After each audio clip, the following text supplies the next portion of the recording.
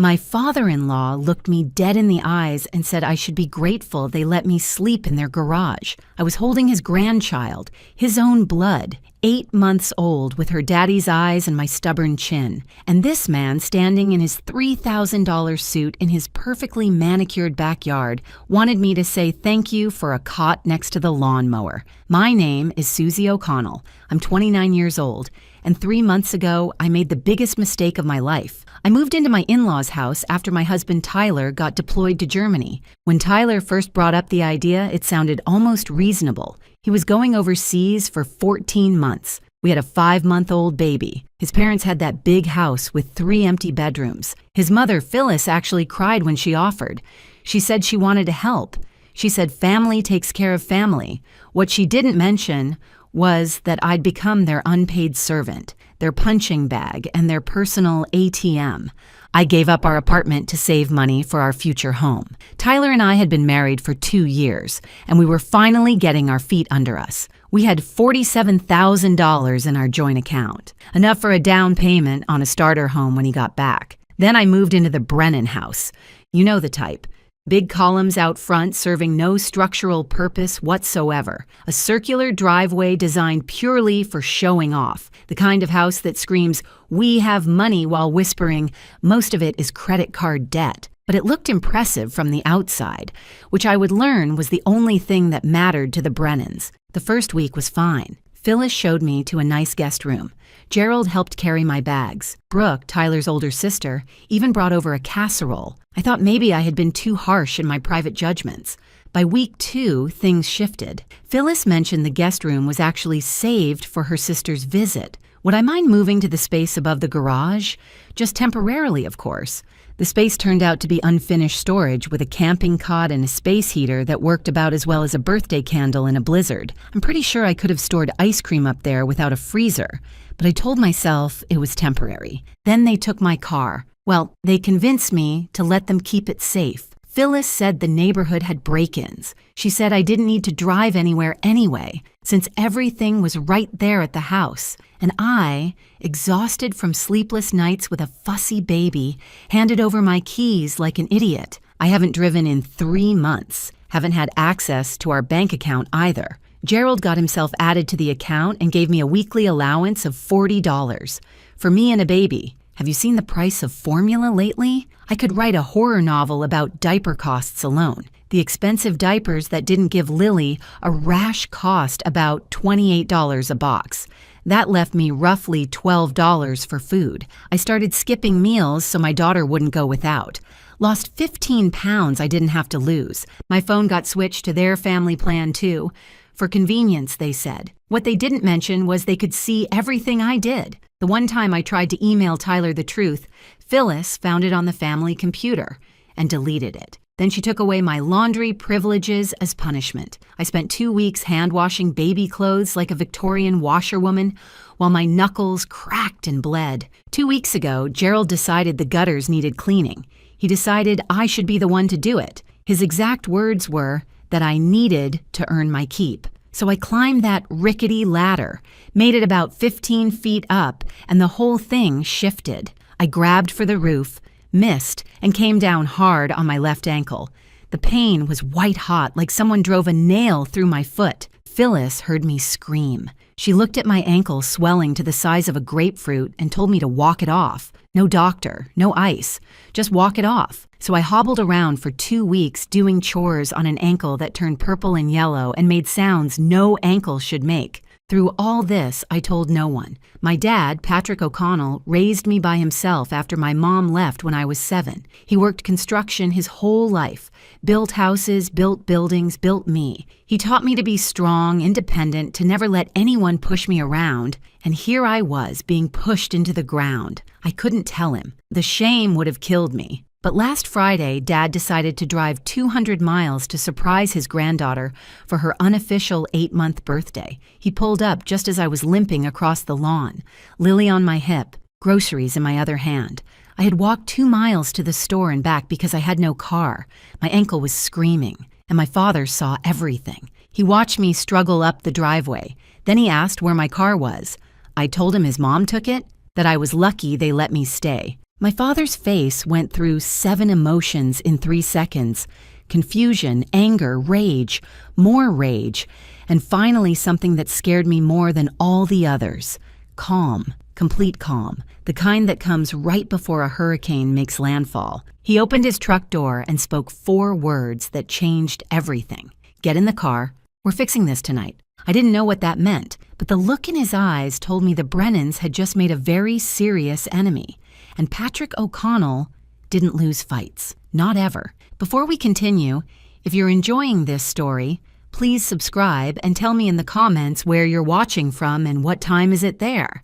I see every comment and it makes my day. Thank you so much for your support. Now, back to what happened. My father drove us to a diner 3 towns over. He said he didn't want anyone reporting back to the Brennans. At the time, I thought he was being paranoid. Later, I realized he was being strategic. Everything Dad did from that moment was strategic. The man spent 35 years in union construction. He knew how to deal with bullies. And the Brennans, he told me over coffee, were running one of the oldest cons in the book. I told him everything that night. Every humiliation, every stolen privilege. The words poured out like water from a broken pipe. 3 months of silence, finally breaking free. I told him about Brooke, Tyler's older sister, who visited almost daily. Not to help, never to help. She came to report back to her mother about everything I did wrong. The dishes weren't clean enough. The baby cried too much. I wasn't grateful enough for everything her generous family was doing for poor little me. Brooke never liked me. I came from a working-class family. My father worked with his hands. In Brooke's world, that made me less than. Dad listened without interrupting.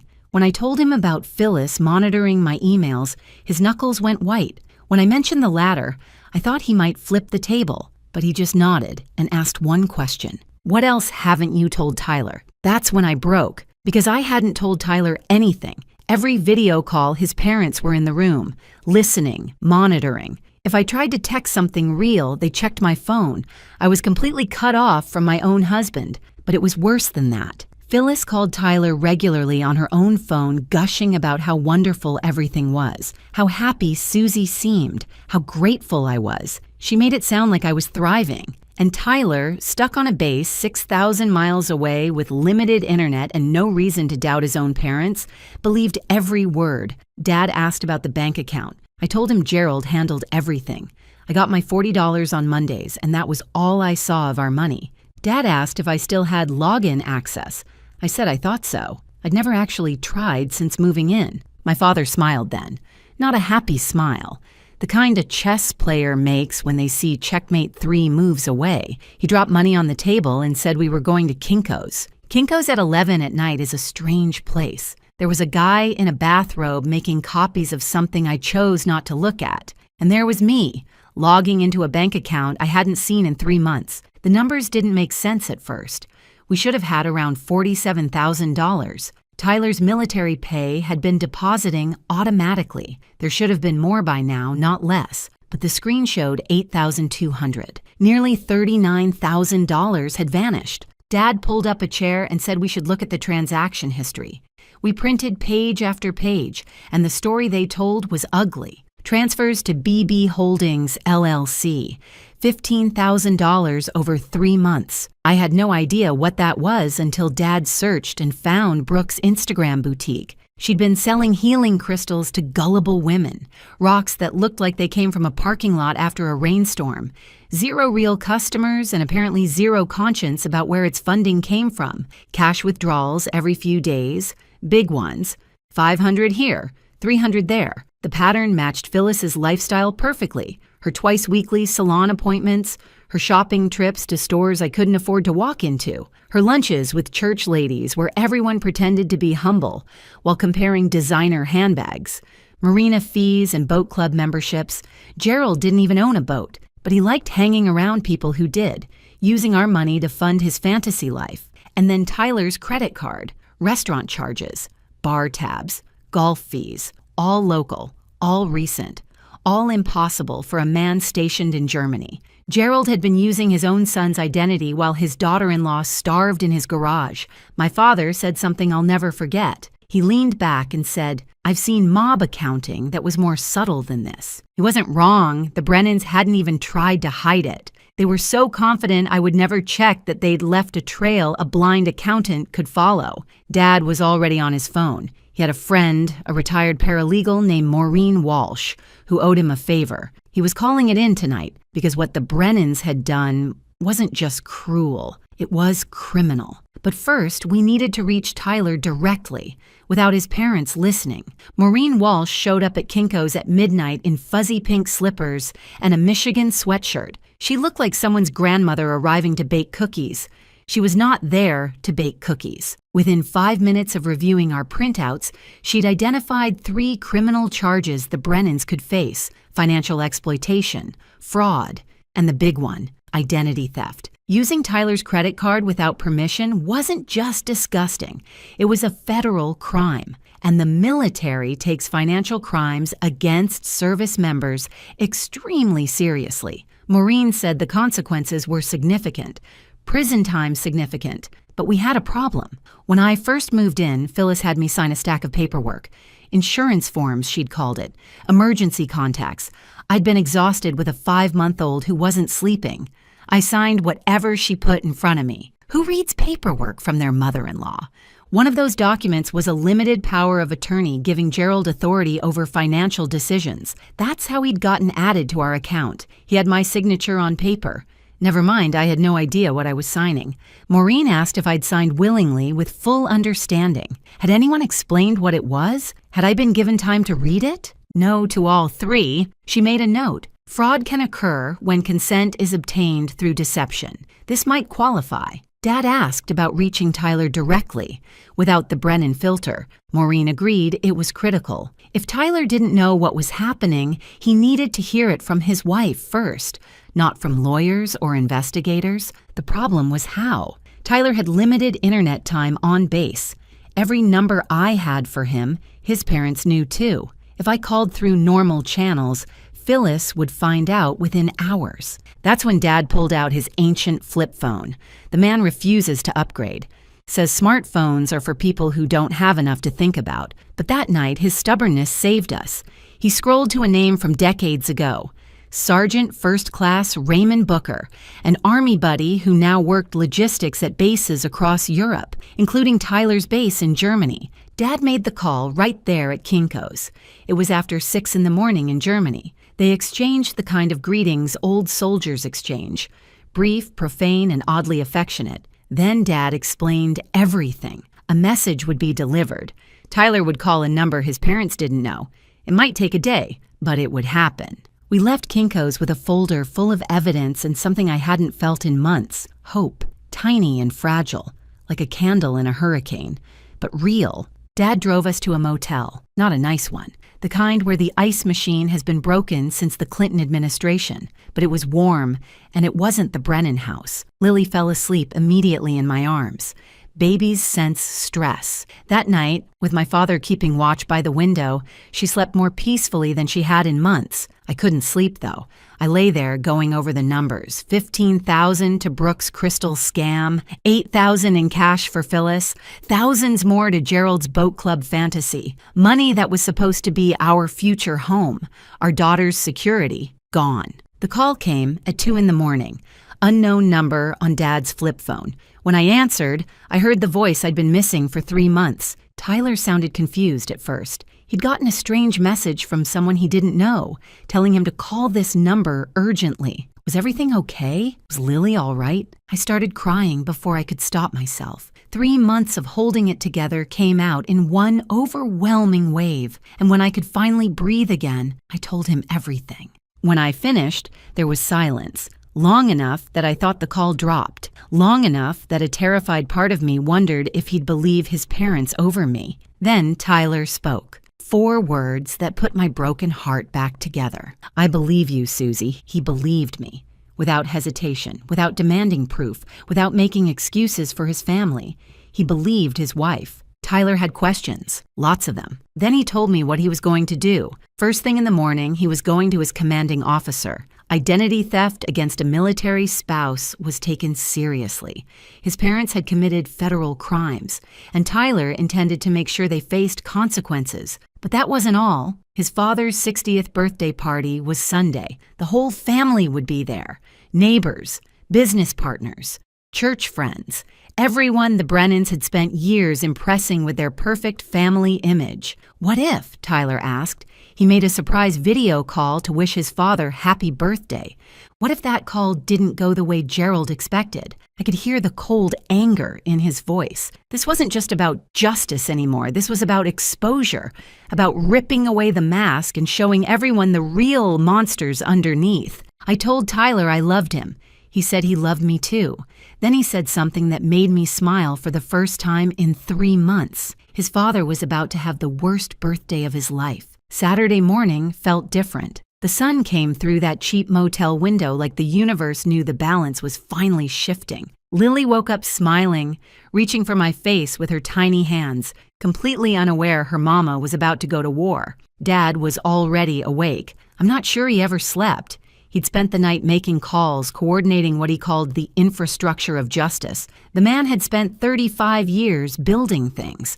Now he was building something different. The Brennans had no idea what they'd awakened when they messed with Patrick O'Connell's daughter. Tyler had been busy too. He called around 6 in the morning, right after meeting with his commanding officer. The military does not appreciate identity theft against service members. Tyler's CO listened to the whole story with a face like thunder, then connected him with JAG immediately. Within hours, Tyler had filed formal reports about the credit card fraud and unauthorized account access. The wheels of military justice were turning, and once they start, they're very hard to stop. First thing Tyler did was freeze every account, the joint savings, the checking, his credit card, everything. Gerald would find out soon enough when his next restaurant swipe got declined in front of his golf buddies. But by then it would be too late. No more transfers to Brooke's Crystal Pyramid scheme. No more cash for Phyllis's shopping addiction. No more boat club memberships for Gerald's fantasy life. The bleeding had finally stopped. But freezing accounts was just the beginning. Tyler wanted accountability, and he had a plan to get it. His father's 60th birthday party was tomorrow, Sunday. The whole extended Brennan clan would be there. Neighbors from the fancy houses nearby, business partners in expensive casual wear, church friends with covered dishes. Everyone the Brennans had spent years impressing with their perfect family image. Tyler wanted to burn that image to the ground in front of all of them. The video call was my idea. I told Tyler I'd suggest it to Phyllis as a surprise. She'd absolutely love having her military son beam in from Germany to honor his father publicly. She'd set up the big TV in the living room, gather all the guests for the touching moment, probably buy a ring light for perfect video quality, record everything for memories. She'd think of everything, except what Tyler was actually going to say. Maureen came by the motel around noon with updates. Her detective friend Sullivan, who'd worked financial crimes for 20 years before retiring, had reviewed our evidence informally. He said there was more than enough for a formal investigation. The power of attorney obtained through deception, the unauthorized withdrawals, the identity theft. These weren't small violations. These were felonies. Sullivan couldn't make arrests based on an informal review, but he could do something almost as valuable. He could show up at the party, ask questions, make the Brennans very nervous in front of everyone they'd spent years impressing. The formal investigation would take time, but the questioning could happen immediately. And having a detective appear at Gerald's 60th birthday, badge visible, asking about financial irregularities, that would send a message louder than any arrest warrant. Dad coordinated the timing. Sullivan would arrive about 30 minutes into Tyler's video call, just when the truth was sinking in. Just when Gerald and Phyllis were scrambling for explanations. Dad even practiced his innocent face in the motel mirror that afternoon. He kept asking if he looked trustworthy, like a friendly grandfather just there to support his daughter, not a man about to dismantle someone's entire reputation. I told him he looked perfect. He said I was a terrible liar, but he appreciated the effort. I had to go back to that house, face Phyllis, pretend nothing had changed, Play the grateful daughter-in-law for one more day. The thought made my skin crawl, but if they suspected anything, they might cancel the party. They might destroy evidence. I needed them comfortable, confident, completely unprepared. Dad drove me back around 4 o'clock. Before I got out, I texted him exactly where I'd hidden my packed bag in the garage, behind the old paint cans on the metal shelf near the lawn equipment. He'd grab it tomorrow while everyone was distracted by the party. Walking back into that house was one of the hardest things I've ever done. Phyllis met me at the door with her usual tight smile, the one that never quite reached her eyes. She asked where I'd been. I told her my father wanted some grandfather-granddaughter bonding time. She seemed annoyed I'd left without asking permission, but had too much party preparation on her mind to push it. I waited until she was arranging centerpieces before making my move. I mentioned that Tyler had called my dad's phone since mine was acting up. He wanted to surprise his father with a video call during the party. Wished Gerald happy 60th in front of all the guests. You should have seen Phyllis light up. For a moment, I almost felt bad for her. Almost. She immediately started planning. The big TV in the living room, right after the cake cutting. She'd make sure everyone gathered. She'd even bought a ring light last month that would be perfect. It would be so special, she kept saying. I smiled and agreed. Oh yes, I said. It would definitely be something to remember. By the way, if this story is hitting close to home, please give it a like and share it with someone who needs to hear this. Your support helps me keep telling these stories. And trust me, what happens at that birthday party is something you don't want to miss. Sunday morning arrived gorgeous. Blue skies, light breeze, perfect temperature. Gerald's birthday couldn't have asked for better weather. The catering arrived early. The tent went up in the backyard. Flowers decorated every surface. It looked more like a wedding than a birthday. But Gerald never did anything small. Phyllis handed me a list at 8 o'clock. 37 tasks to complete before guests arrived. She spoke to me like hired help. Actually, less than hired help. At least hired help gets paid. I completed every task perfectly. Model daughter-in-law. Invisible. The guests started arriving around 2. Business partners. Neighbors with expensive wine. Church friends with covered dishes. Brooke made her entrance in an outfit that probably cost more than my entire wardrobe, air-kissing her parents like she hadn't seen them 2 days ago. I watched them all. These people who smiled at me at Christmas while I starved in their friend's garage. These people who believed Phyllis's lies about my mental health. In a few hours, they would know everything. Gerald held court in the backyard, accepting compliments on the party, the house, his successful life. He looked so confident, so secure at the center of his perfect world. I wondered if he'd recognize this moment later as the last time he was ever truly happy. At 4 o'clock, Phyllis announced it was time for the video call. Everyone should gather in the living room.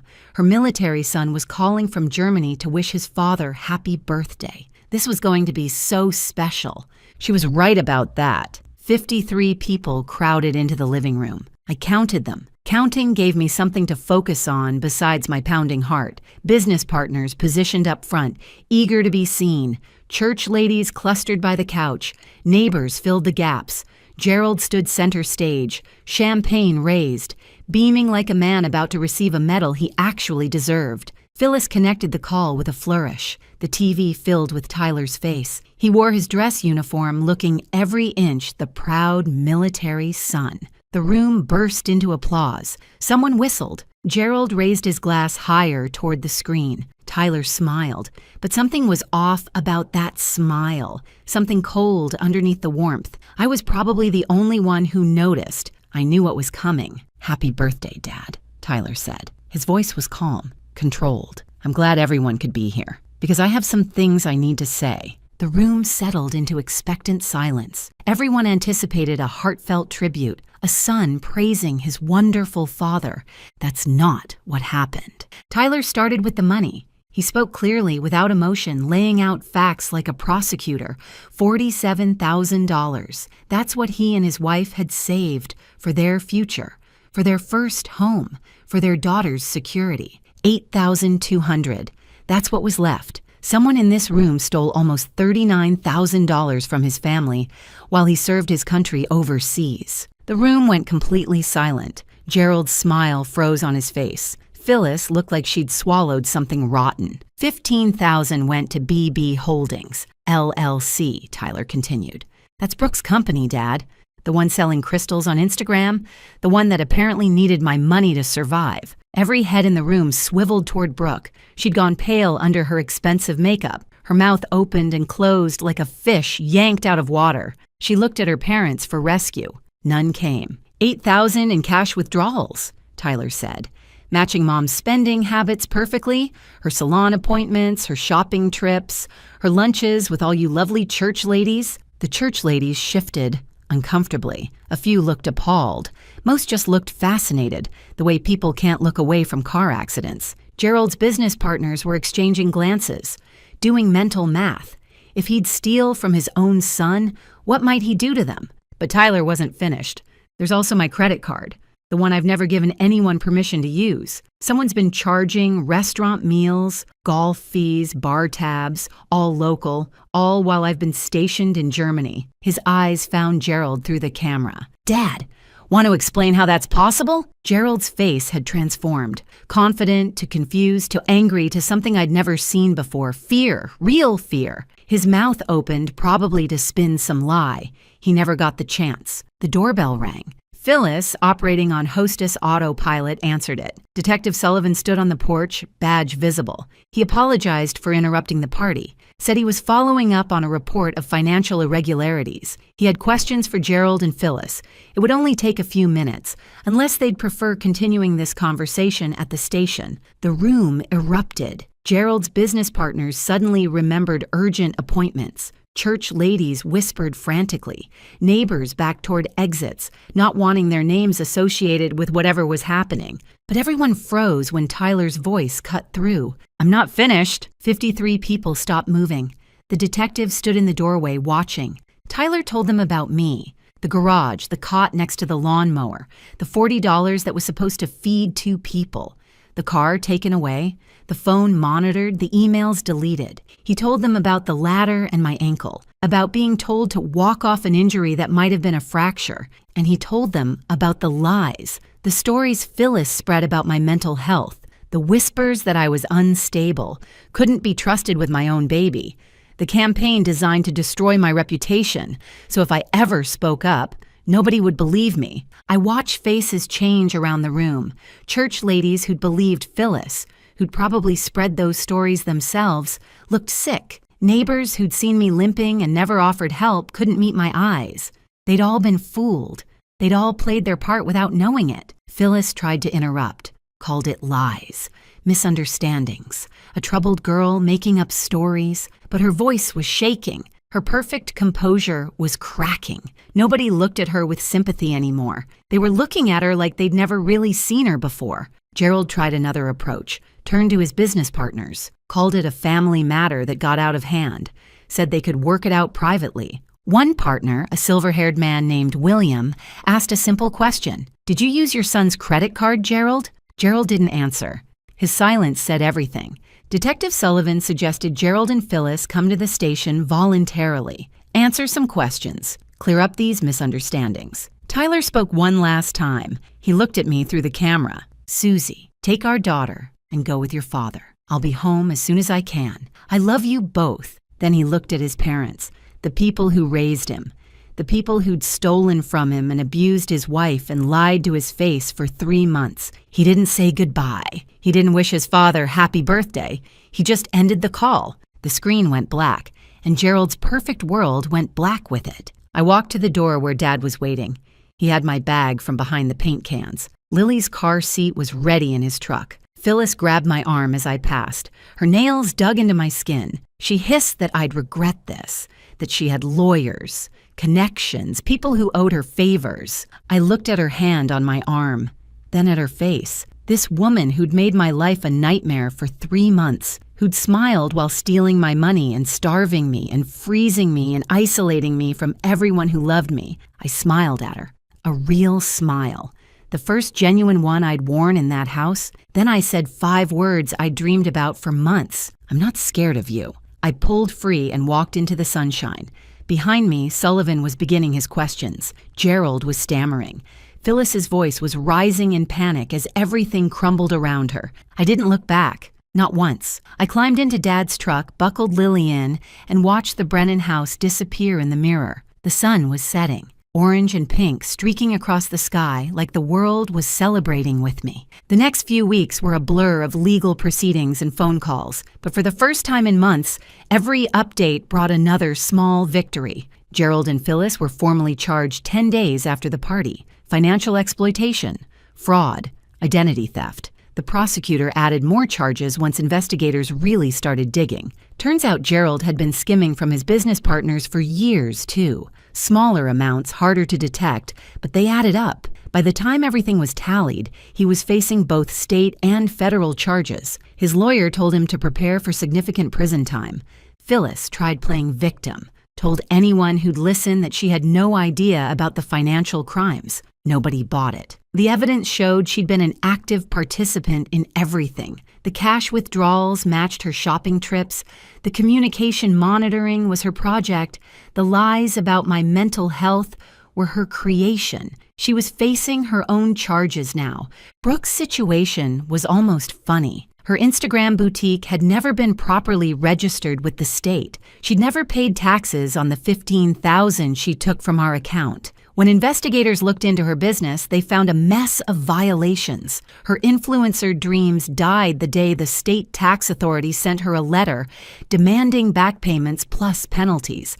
Last I heard, she'd moved back in with her parents, the same parents facing criminal charges, the same house likely to be seized. Sometimes karma has a sense of humor. Tyler got emergency leave 3 weeks after the party. When he walked through my father's door and saw me and Lily waiting, he broke down. This man who'd held it together through combat training and overseas deployment finally let himself cry. We stood there wrapped together, the three of us, and I knew we were going to be okay, different than before, changed by what we'd been through, but okay. I learned something important through all this. My dad always said to keep your own emergency fund.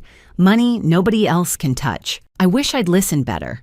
From now on, I'll always have savings in just my name. No shared accounts without clear boundaries. No signing documents without reading every word. You never know who might betray that trust. The community reaction surprised me. I expected people to take sides. Instead, I got casseroles, cards, phone calls from church ladies apologizing for believing Phyllis's lies. One neighbor came by with homemade pie and tears in her eyes, saying she'd seen me limping that day and almost offered help, but decided not to interfere. She'd been haunted by that decision. I told her it wasn't her fault. The Brennans fooled everyone. The house went up for sale 2 months later.